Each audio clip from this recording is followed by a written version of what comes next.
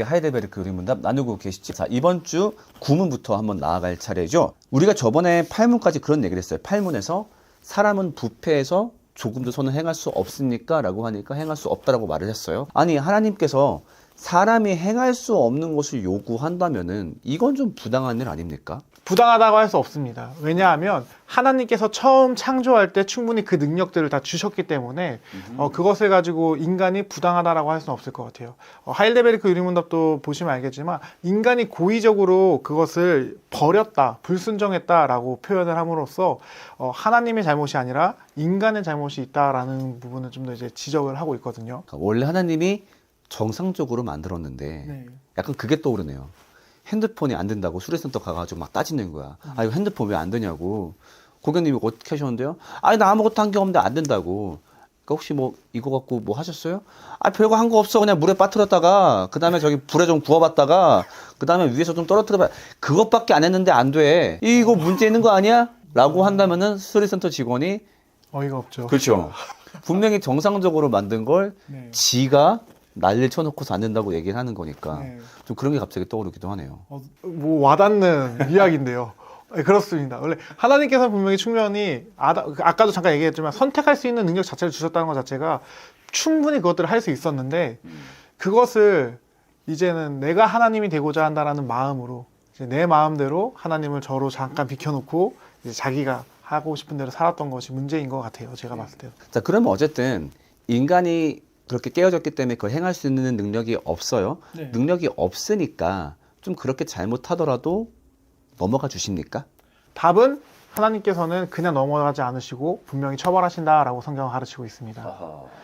이 죄라는 게 단지 그냥 뭐 어떤 법을 어겼다 이 정도가 아니라 하나님을 향한 반역, 어떻게 보면 하나님을 죽인다라고 저는 많은 표현을 하거든요. 내 마음에서 하나님을 죽인 것이기 때문에 보통 왕들도 자신을 시해하려고 했던 사람들 그냥 두지 않잖아요. 뭐 반역죄는 무조건 극형으로 다스리는 것처럼 3대까지 그런 것과 마찬가지로 하나님께서도 자신에 대한 반역에 대해서 심판하신다라고 이야기하고 있습니다. 갈라디아서 3장 10절 말씀에 보면 이런 말씀이 있습니다. 누구든지 율법 책에 기록된 대로 온갖 일을 항상 행하지 아니하는 자는 저주 아래에 있는 자다. 네. 기준이 있고 그 기준을 어기면 안 된다라는 것을 성경은 분명히 이야기하고 있는 것이죠. 결국 우리가 짓고 있는 죄들이 단순히 도덕적으로 옳고 그름을 넘어서서 하나님께 반역하려고 했던 그 행동의 연장이기 때문에 그렇죠. 그걸 절대 좌시하지 않으신다라는 거죠. 네. 그러면은 실제로 어떤 방식으로 인간이 처벌받게 되나요? 일단 처벌이 총 3가지로 성경에서 등장을 합니다. 그 당시에 하나님께서 보면 죽으신다라고 말씀하셨기 때문에 첫 번째는 육체적인 죽음과 그다음에 영적인 죽음과 영원한 죽음이다라고 나오는데요. 그냥 간단하게 말해서 육체 죽음은 그냥 우리가 나이가 들면 언젠가 죽는 그 죽음을 말하는 거고요. 영적인 죽음이다라는 것은 이제 하나님과의 관계가 단절된 것이죠. 원래 영혼이라는 존재도 영양분의 공급을 받아야 되는데 그 영양분이 하나님으로부터만 받을 수 있었는데 그 단절됨으로 말미암아 영혼이 이제 말라비틀어 죽게 되었다. 그래서 하나님 앞에 나아갈 수 없는 존재가 되었다라고 말하고 이 상태가 계속 지속되고 하나님과의 관계가 회복되지 않은 인간에 대해서 마지막 영원한 형벌, 지옥에 들어가서 영원히 고통당하는 생을 살게 된다라고 성경은 일단 가르치고 있습니다. 예, 사실 근데 들으면서 이해할 수 있는 부분도 많이 있지만 그래도 질문을 던지게 되는 거는 그래도 하나님은 자비하신 분이신데 네, 그렇죠. 좀 자비하신 분이라고 한다면 좀 넘어가 주실 수도 있지 않을까라는 생각이 좀 들거든요. 그럴 수 없다라고 말씀을 드려야 될 것 같아요. 왜냐 하나님은 자비하시고 사랑이신 분도 맞지만 동시에 공의라는 속성도 가지고 계시거든요. 그냥 이것은 그냥 정의롭다, 의롭다 정도로 이해하시면 좋을 것 같은데 하나님의 기준이 있고 하나님은 그 기준에 맞추어서 그 의로움을 드러내셔야 되는 분인데 자신에 대한 반역에 대해서 그냥 눈을 감고 넘어간다라는 것이 용납되지 않는 거죠. 그렇죠. 우리가 하나님을 떠올릴 때 또 잊지 말아야 될 것 중 하나가 하나님은 이 땅을 다스리는 왕이시고 그렇죠. 왕이라고 한다면 반드시 가져야 될 성품 중 하나가 아까 말씀하셨던 공의 네. 혹은 조금 더 일반적인 용어로 바꾸어 본다면은 공명정대함인 것 같아요. 맞습니다. 왕이 공명정대하다라고 말을 하려면은 잘한 일을 포상하는 것도 있겠지만 잘못한 사람에 대해서는 또 벌하는 게 맞으니까요. 만약에 누가 뭐 살인죄를 짓고 뭐 그 나쁜 죄를 지었는데 야 그럴 수 있어 집에 가봐 이 사람을 좋은 왕이라고 할 수 없는 것처럼 그래서 하나님의 입장에서는 공의가 또 절대 포기할 수 없는 가치 중에 하나다라고 말을 할 수 있을 것 같아요. 네, 여기까지가 이제 4주에 해당하는 구문, 신문, 11문에 대한 이야기였습니다. 한번 문 답을 이번에 직접 한번 읽어보겠습니다. 네, 구문. 하나님께서 사람이 행할 수 없는 것을 그의 율법에서 요구하신다면 이것은 부당한 일이 아닙니까?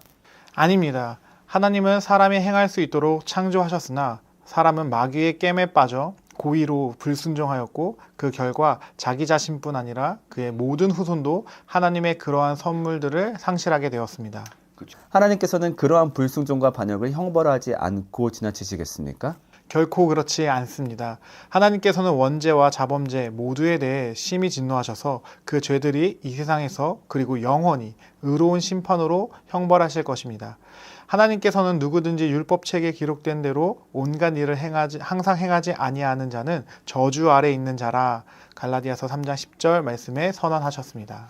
네, 심의문. 그러나 하나님은 또한 자비하신 분이 아니십니까? 하나님은 참으로 자비하신 분이나 동시에 의로우신 분입니다. 죄는 하나님의 지극히 높으신 어미를 거슬러 짓는 것이므로 하나님의 공의는 이 죄에 대해 최고의 형벌, 곧 몸과 영혼에 영원한 형벌을 내릴 것을 요구합니다. 네, 여기까지가 현재 11문까지 이야기였죠. 근데 참 읽고서 느끼는 건 어떤 거냐면은 교리를 배우는 것이기 때문에 되게 뭐랄까 착한 이야기 정도만 있을 거라 생각했었는데 생각보다 질문들이 좀 되게 때리는 질문들도 많이 있어요. 그렇죠? 아니면 부당하지 않습니까? 자비하신 분이라면서요. 그러니까 굉장히 뭐랄까 당돌하다라는 느낌을 하이데베르크를 보면서 많이 느끼는 것 같아요. 보시면 알겠지만 덮어놓고 믿고 있지 않아요. 계속해서 질문합니다. 계속해서 사고해요. 제가 진짜 좋아하는 말씀 중에 하나도 베레아 사람들은 성경이 정말 그러한가 상고했다라는 표현이 있거든요.